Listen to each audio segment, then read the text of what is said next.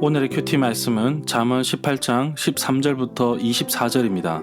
제목, 잘 듣는 사람이 잘 말한다. 첫 번째, 관찰입니다. 앞뒤 문맥 살펴보기. 잠언 18장에서는 자신의 이익만 챙기는 이기주의자에 대해서 경고하고 있습니다. 사람의 말은 깊은 물과 같고 지혜의 샘은 쉬지 않고 마르는 시냇물과 같다고 말합니다. 말의 중요성에 대해서 말하고 있는데 지혜로운 사람과 대조를 이루는 어리석은 사람은 지혜에도 명철에도 관심이 없고 오직 자기 자신만 생각합니다. 자신이 가진 재물이 견고한 성과 망대라고 생각하겠지만 강력한 망대는 여호와이십니다. 여호와께 피하는 자는 안전합니다. 모든 일에 겸손하고 교만하지 말 것을 당부하고 있습니다. 지혜로운 사람이 말을 어떻게 사용해야 하는지 잘 말해주고 있는데 명철한 사람의 마음은 지식을 얻고 지혜자의 귀는 지식을 찾는다고 하였습니다. 사람을 살리기도 하고 죽이기도 하는 말, 혀를 잘 통제하여서 많은 사람들의 영혼을 만족시킬 수 있는 삶을 살아야겠습니다. 지혜로운 사람은 많은 관계 속에서도 좋은 열매를 맺습니다. 두 번째, 해석입니다. 문단 나누기, 내용 파악, 중심 줄거리. 문단을 나눠보겠습니다. 13절부터 21절은 지혜로운 말의 힘, 22절부터 24절은 관계에 있어서 지혜롭게 맺기. 내용 파악입니다. 13절에서 미련한 자의 교만은 거만하고 성급한 태도로 말하게 하고 미련한 자에게 닥치는 수치는 겸손한 자에게 임할 존귀와 대조를 이루고 있습니다. 이 구절에서 듣기에 해당되는 히브리어 이시마는 주의를 기울여 경청함을 가리키는 말이며 경청의 태도는 남의 의사를 존중하는 겸손한 자에게서 엿볼 수 있는 전형적인 모습이라고 할 수 있습니다. 14절은 잠언 15장 13절과 17장 22절과 유사한 격언의 내용으로 현재의 역경을 극복하는 정신력과 외적인 평탄에도 불구하고 스스로 넘어지게 만드는 침울한 내면 상태를 대조한다고 할 수 있습니다. 육체의 병보다 마음의 병이 훨씬 더 심각한 문제라고 봅니다. 15절은 영적인 힘의 원천인 지식의 습득의 중요성을 가르치는 격언이라고 할 수 있습니다. 우리가 더 많은 지혜를 얻기 위해서는 여호와를 경외하며 지혜를 사랑하는 마음과 그것을 겸손히 청종하는 길을 지녀야 합니다. 16절에 언급된 선물에 대한 히브리어 마타는 여러 가지 해석이 엇갈리고 있습니다. 잠언 17장 8절과 17장 23절에서 사용된 뇌물과는 달리 사심이 없이 존경하는 마음으로 주는 선물을 가리킨다고 봅니다. 이 구절에 인도하는이라는 말은 양을 인도하는 목자를 연상시키는 말인데 뇌물을 의인화하는 표현이라고 봅니다. 목자는 양을 안전한 곳으로 인도하지만 뇌물은 청탁자가 원하는 판결로 이끌어줍니다. 20절은 다음 구절과 마찬가지로 긍정적으로 이해할 수 있습니다. 곧 말을 잘하면 얻는 바가 있다는 것입니다. 이 구절과 21절은 여러 면에서 서로 연결이 됩니다. 사람의 입에서 나오는 말의 결과, 열매, 말과 관련된 신체 기관이 언급되어 있습니다. 이 구절은 사람의 입에서 나오는 말이 다른 사람들의 행동에 영향을 끼치는 것은 물론이고 그 자신의 운명을 결정하는 것임을 주지시켜 주고 있습니다. 21절에서는 말이 끼치는 엄청난 영향력에 대해서 말하고 있습니다. 말하기를 좋아하는 자, 곧 말로 할 수 있는 일들을 깊이 생각해 본 사람은 말에서 여러 가지 이익을 얻게 됩니다. 혀의 효과는 엄청납니다. 혀를 통해 발설되는 말은 그 마음을 반영하는 것으로 사람의 삶과 죽음을 결정지을 수 있습니다.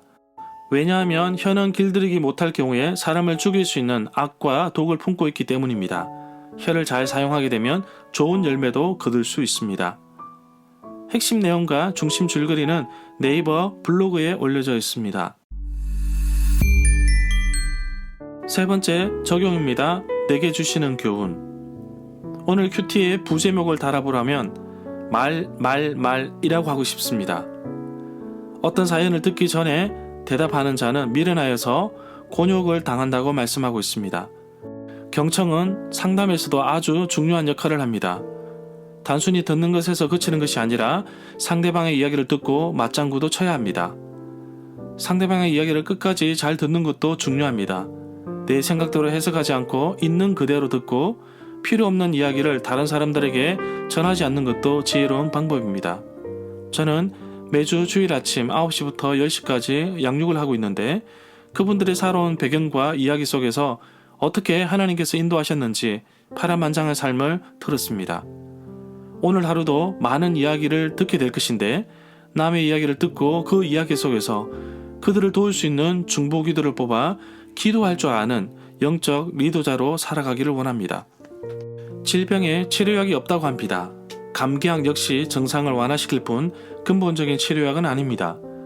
질병에서 가장 중요한 것은 바로 사람의 마음이 아닐까요?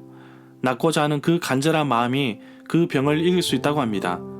이 마음은 하나님께서 주십니다. 아픈 곳이 있다면 이길 수 있는 힘을 달라고 기도합시다. 능히 이기기도 남을 힘을 달라고 기도하기를 원합니다. 저는 최근에 허리 디스크 협착과 이명이 계속 진행되어서 상당히 신경이 많이 쓰입니다. 바라고 소망하는 것은 증상이 완화되게 하시고 사역에 어려움이 없기를 원합니다. 예수님의 옷자락만 만지면 낫겠다는 혈류증 여인처럼 그 간절함으로 내 삶에서도 치유의 역사가 일어나기를 소망합니다. 죽고 사는 것이 혀에 달렸다는 말은 정말 무서운 이야기입니다. 사람은 입에서 나오는 열매로 삽니다. 개그맨은 입에서 나오는 웃음으로, 목사는 자신이 깊이 연구하고 기도하는 가운데 얻은 성경 말씀을 곱씹고 되새기며 고민한 흔적으로 설교하고, 아나운서들은 자신이 말한 말이 사실이며 정보라는 말로 표현한다고 합니다. 혀가 인생을 좌우한다면 저는 그 혀를 움직이는 것은 생각이라고 봅니다. 생각하는 대로 움직이기 때문입니다. 특별히 방송 장비를 만지는 사람은 자신이 만지는 대로 소리가 납니다. 기계는 거짓말을 하지 않습니다. 어떤 생각으로 기계를 만지느냐에 따라서 달라지는 것입니다. 내 삶에 하나님이 주신 지혜로 가득 채우기를 원합니다. 내 입술의 고백으로 많은 사람들에게 힘과 격려를 주기를 원합니다. 내 입술의 고백으로 영혼을 구원하고 사람을 살리는 일에 쓰임 받기를 원합니다.